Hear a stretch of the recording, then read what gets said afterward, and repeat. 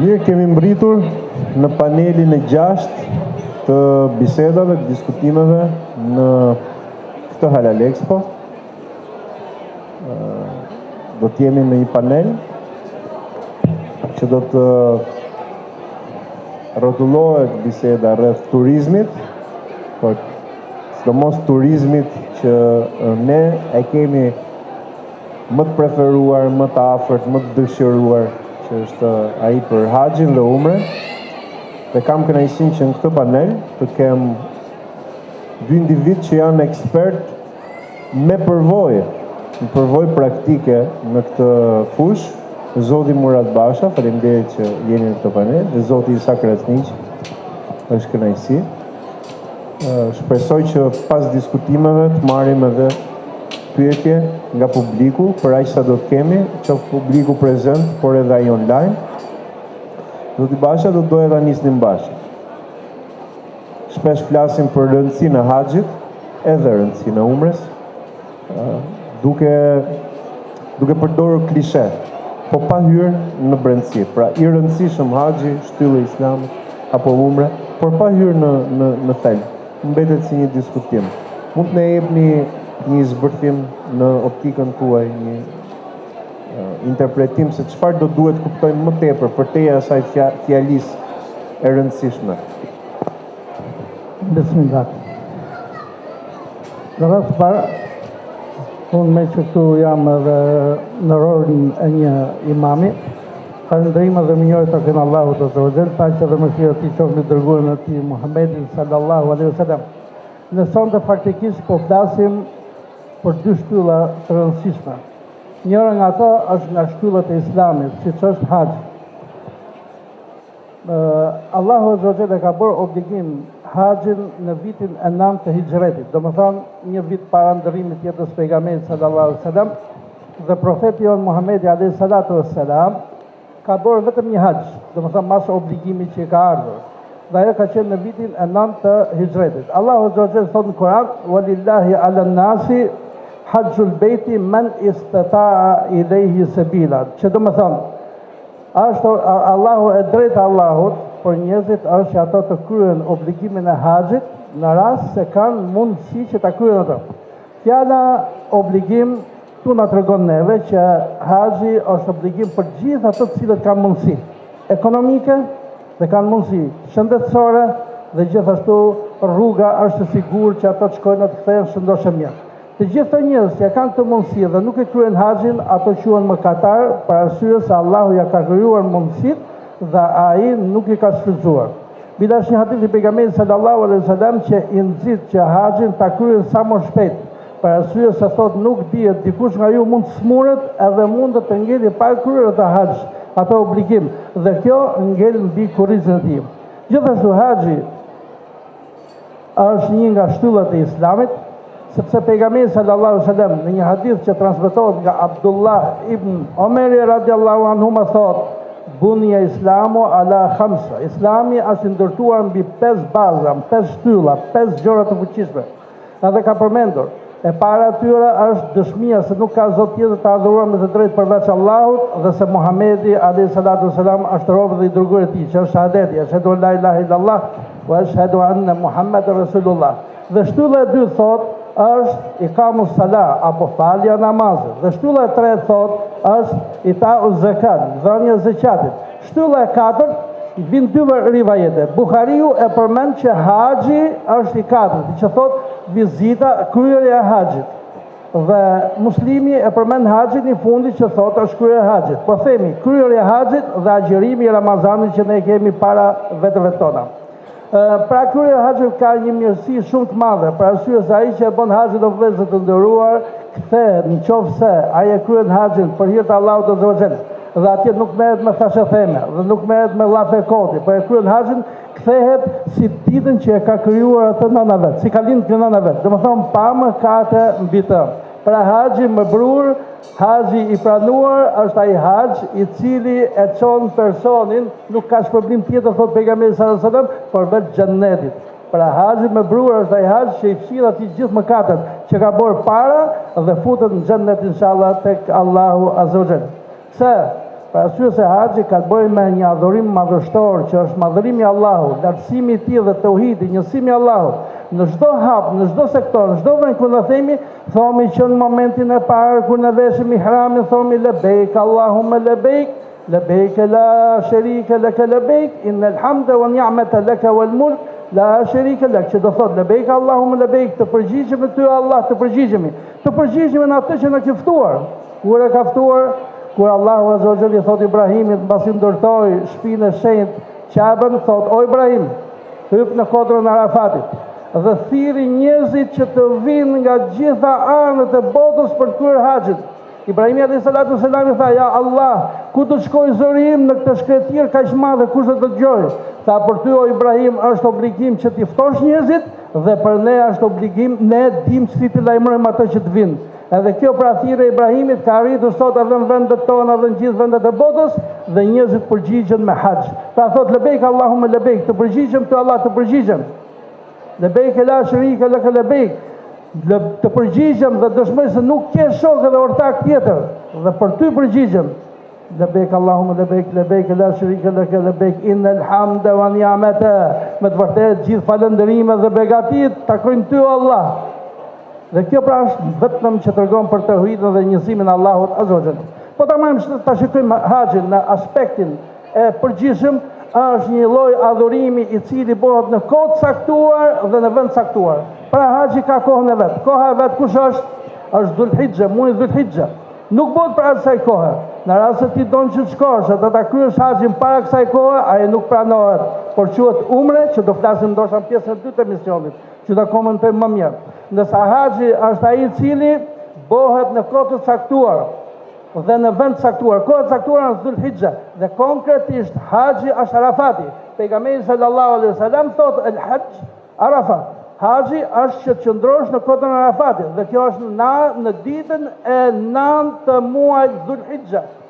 Dhe dita e 10 të muajit Dhulhijja është bajrami për ne dhe është kurbanët dhe gjutja gurëve dhe obligimet e tjera që kanë haxhilet.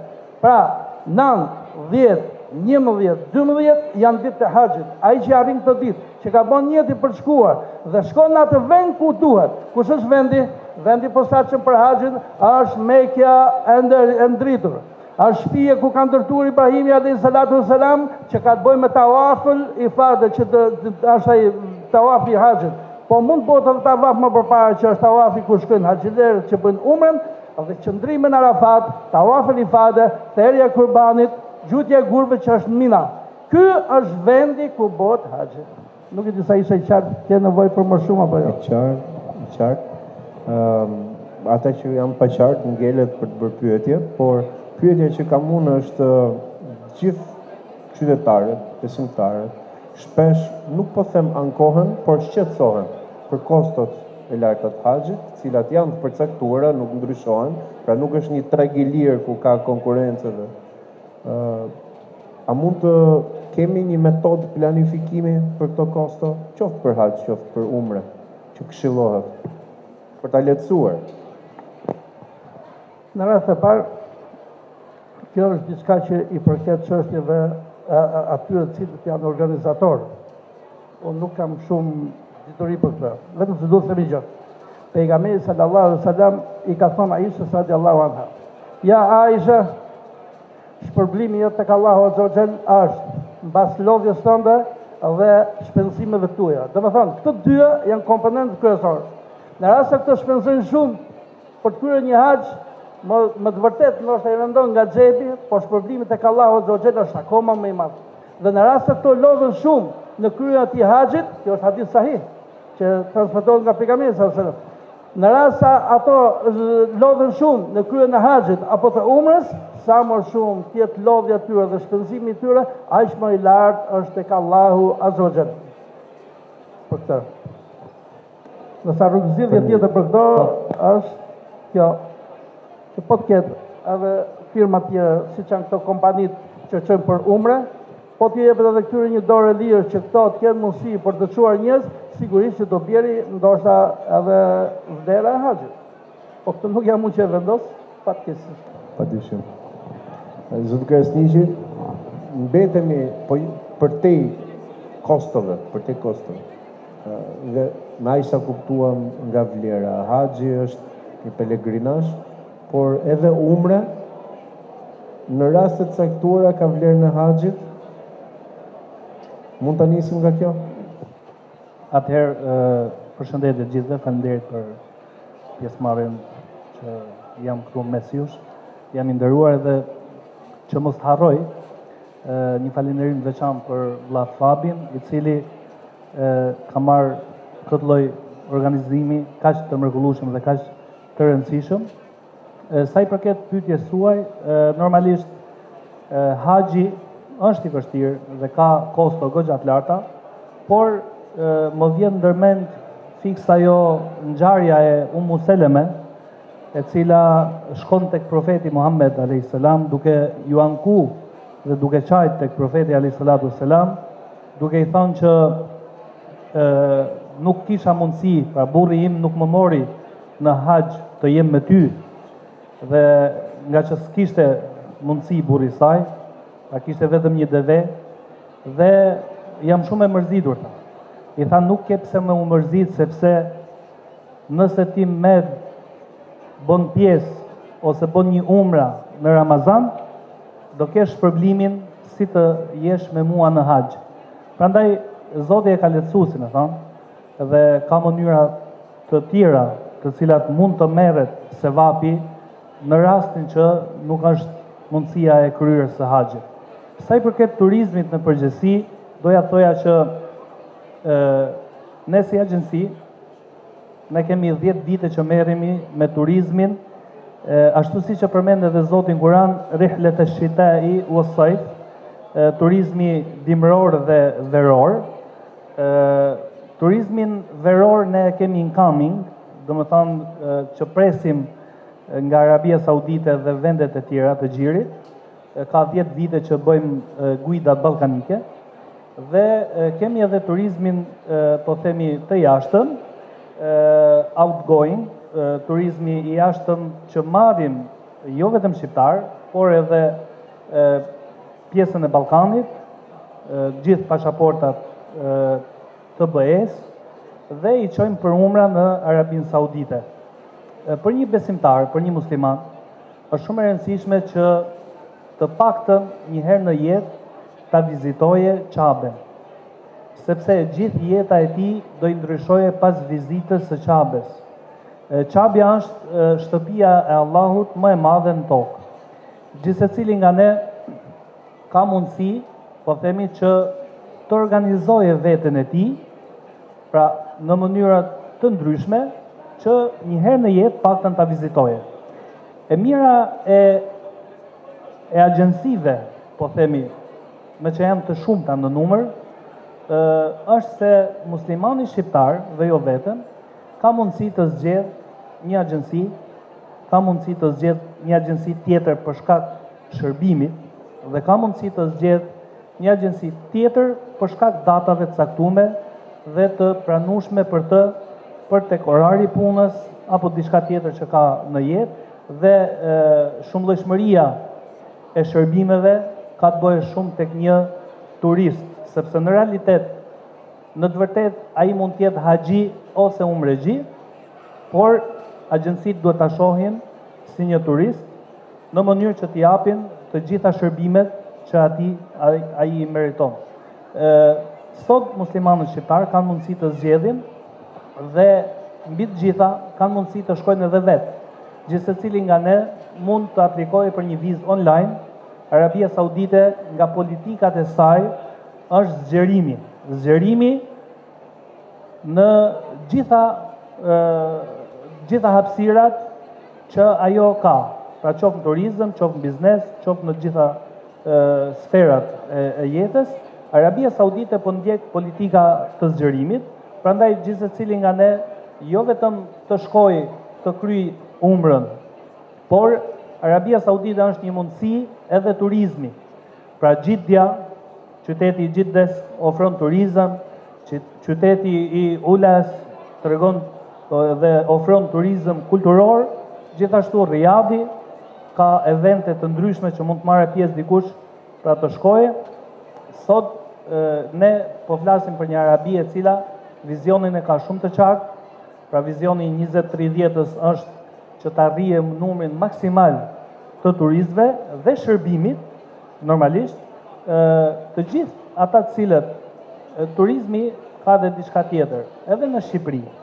Turizmi është burim të ardhurash të mira, jo vetëm për shtetin, por edhe për gjithë ato të cilët merren me këtë sektor. Ne kemi në Shqipëri, nëpërmjet aeroportit të Rinasit, e pakta kanë hyrë 10 milion vizitorë. Pra është një numër shumë i konsiderueshëm për të ardhurat e vendit. Çdo turist angazhon e pakta 4 individ dhe 4 persona. Pra i fut në punë. Dhe këto janë të ardhura. Pra pse kemi ne kërkesë më shumë verës për punëtorë? Qoftë për shofera, qoftë për kuzhinjera, qoftë për gjitha llojet e punëve. Sepse ka kërkesë, ka turista. Në moment që shtohet turisti, pra shtohet puna, shtohet leku, shtohet bereqeti. Por tani, me që jemi në panajër halali, është shumë e rëndësishme që muslimanët të përfshihen në turizëm. Pra në turizëm, kur them turizmi është i gjerë, por muslimanët kanë mundësi të përfshihen edhe në partneritet. Dhe mbi të gjitha, mendoj që të hecë turizmi shumë mirë është kur funksionon partneriteti publik dhe shtetëror. Kur vihet në punë kjo? Në momentin që shteti ka vendos të zhvillojë një zonë, aty duhet bëhet investimi. Në momentin që shteti ka sjell infrastrukturën në një zonë tjetër, aty shkohet dhe bëhet investimi i duhur në mënyrë që mos ketë edhe dështim në një të ardhmen. Isha duke bisedu me Elsonin, Eagle Real Estate, dhe po më thoshte që ka disa individ që blejnë apartamente dhe gjatë verës i lejnë dhe i fusin në Airbnb. Kjo është shumë e rëndësishme. Pra lek i pastër, halal, sepse besimtarët synojnë edhe lekun halal. Pra lek i pastër, halal, dhe ndërkohë që ke rujt edhe kapitalin e pasurisë tënde. Është shumë e rëndësishme që ne të merremi me sektorin e turizmit, duke ofruar gjitha mënyrat e shërbimeve që ne mundemi. Por edhe ato shërbime që ne nuk mundemi, mund të bashkëpunojmë me të tjerët, të cilët janë në fusha të ngjashme me to. Edhe një pyetje se, u larguam pak me shumë rëndësi ekspertiza, u larguam pak nga momenti kur unë doja ta bëja këtë pyetje, por nuk ju ndërpreva. Pra mbetëm tek e njëjta pyetje, një person i cili ka shumë dëshirë, por nuk e ka aq kollaj të përgatisë buxhetin për këtë udhtim në umre apo ka një metodë kursimi ose llogaritje? Ka dy metoda. Metoda e parë është agjensit, ka disa agjensi që ofrojnë umra me këste. Një nga ato është Sahara 24 Umra, që ka tashmë një paket që ofron ekskluzive për panajirin me këste. Pra, bëm një pagesë, po themi gjysmën e pagesës në fillim, dhe pjesën tjetër me këste sipas mundësive që ka. Dhe dyta, qoftë ajo për haxh ose për umra, mundet dikush që të bëjë një plan. Pra, qoftë ai edhe shumë vjeçar. Pra diku 50.000 lekë ose 50 euro të mbledhe çdo muaj, ai do arrije pas një kohe të caktuar, do arrije shumën e rëndësishme. Ne kemi edhe në fe. Ne nisim çdo lloj gjoje, çdo lloj pune, e nisim me niyet. Pra profeti alayhis salatu wasalam thot, ditën e gjykimit, kur të vinë librat në krahun e djathtë, kur t'i hapen njeriu ato libra duke pa punët e mira që ka bën, do shofe aty haxh, do shofe umra. Do i thuaj o Zot, më duket se që nga ngatru libri, nuk është libri im. Jo, i thot, është libri jot, sepse ti e ke pas qëllimin e pastër, ke pas niyetin për shku dhe nuk të është mundësu, por tek Zoti të shkryt. Me qëllim dhe me niyet niset çdo gjë. Në momentin që njeriu e bën niyet, Zoti e lërson. Pra, dy mënyra. E para, synohen agjensitë të cilat kanë mënyrë pagimi me këste, dhe dyta, pra me një plan, me një orar të caktuar që ti vendos një kosto mujore nga ajo e ardhur e jotja mujore, dhe inshallah do bëhet shumë shpejt ajo pjesa që duhet për haxh ose për umre. Okej, faleminderit. Do marrim edhe pyetje të tjera pak më pas, po do doja të rikthesha te zoti Basha. Pyetje direkte, si duhet të përgatitet besimtari për këto udhtime? Shpirtërisht edhe formalisht. Duke ditur rëndësinë e këtyre dy vendeve ku do shkojnë, domethënë Mekës dhe Medinës. Duke ditur që shpërblimi i umrës është shumë i madh, sepse pejgamberi sallallahu alaihi wasallam thotë, haxhiu dhe umraxhiu janë dy persona të cilët i ka thirrur Allahu, i ka zgjedhur Allahu azza wa jall, dhe ai kur shkojnë, domethënë që përgjigjen për umrë për haxh, Allahu thotë, unë ju thirra dhe më përgjigjet mua, dhe prandaj më lusni dhe do t'ju fal juve. Domethënë qëllimi i kësaj kush është afrimi tek Allahu azza wa jall. Po gjithashtu pejgamberi sallallahu alaihi wasallam thotë, ndiqni dhe bëni sa më shumë umre dhe haxh, për arsye se këto të dyja ju falin juve nga gjunofet e gabimet, ashtu siç është ai metali i ndryshku, hekuri i ndryshku që futet në nishatri themin apo futet në ata acidin që e pastron dhe e nxjerr ato të pastër. Po ashtu thotë, umra deri në umre, të fal nga gjunofet çdo gjë që ke bërë. Duke ditë të gjë që njeriu domethënë do të arrijë këtë sevap ka shumë vaj përgatitur shpirtërisht. Në rast të parë e bën jetën që do të shkojë për hir të Allahut azza wa jall. Kjo është kryesorja. Pastaj më brapa përgatitet edhe nga ana shpirtërore, edhe nga ana materiale. Ashtu siç e preku edhe vllajon, unë njoh shumë njerëz nga besimtarët që gjithmonë e kanë ëndër me shku me. Kush është që se ka ëndër që të fitojë kënaqësitë të Allahut azza wa jall edhe që dalit se ditën që e ka dinë nënda ati. Çfarë bën? Për çdo muaj e lën një këst mangut. Nuk shkon në një qef një udhtim javor. Gjithashtu në Shqipëri, unë jam kënaq shumë kur kam qenë në umrën e fundit, se kam takuar shumë kompani, po kam takuar edhe shumë musliman shqiptarë, të cilët vinë në umrë. Vallai më gabo zemra mal si thon fjalës, jam kënaqur shumë shpirtërisht që Allahu ja ka mundsuar këtyre. Edhe alhamdulillah këtu në Shqipëri ka shumë vete që ja ka mundsuar Allahu azza wa jall, po nuk e shfrytëzon. Unë për vete nuk e di, po unë nuk do të ndjeja kënaqësi që të shkoja në një plazh në Turqi, për shembull apo diku në vend tjetër, edhe të leja umrën mangut.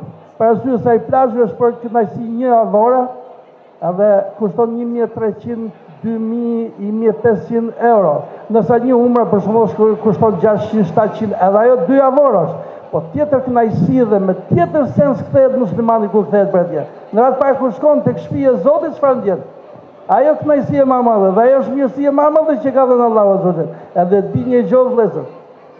Pasha Zotit, nëse ti kur shkon për vizitën e shtëpisë Allahut, harxhon 5 lek, Allahu do ta kthejë ty me 500 fish, me 1000 fish. A di se është një hadith i pejgamberit sallallahu alajhi wasallam, për të thënë tani këtu, thotë, haxhi dhe umra janë ato gjëra të cilët e heqin fukarallikun, largojnë fukarallikun dhe ju japin juve qetësinë shpirtërore dhe ju falin juve gjunofet dhe mëkatet. Këto për këtë arsye njeriu përgatitet dhe shpirtërisht edhe niset. Umra është obligim i madh. Haxhi është obligim akoma më i madh nga shtyllat e Islamit, dhe kush mundet me i bë këto vëllezër, mos të neglizhoj në asnjë moment. Vallai po të kisha mundësi për shkuar për çdo muaj në umre, apo më shumë do kisha shku, pasha Zotin. Se pejgamberi sallallahu alajhi wasallam kur e kam pyet për haxhin, ka thonë ja Resulullah, ata bëj haxhin çdo vit, ka hesht. Pasi ka thonë ja Resulullah, ata bëj haxhin çdo vit, e ka pyet para gjithë, kupton? Ka hesht përsëri. Kur e ka pyet për herë tretë, çfarë ka thonë pejgamberi? Thotë, po të thoja që do ta bësh, domethënë sa i madh është haxhi. Po të thoja që do ta bësh, pasha Zotit, kam frikë se do t'i bëj padrejtësi tjerëve, se ka njerëz që nuk shoh do t'ishte bërë obligim. Po profeti sallallahu alajhi wasallam nga mëshira vet nuk e ka thonë këtë gjë.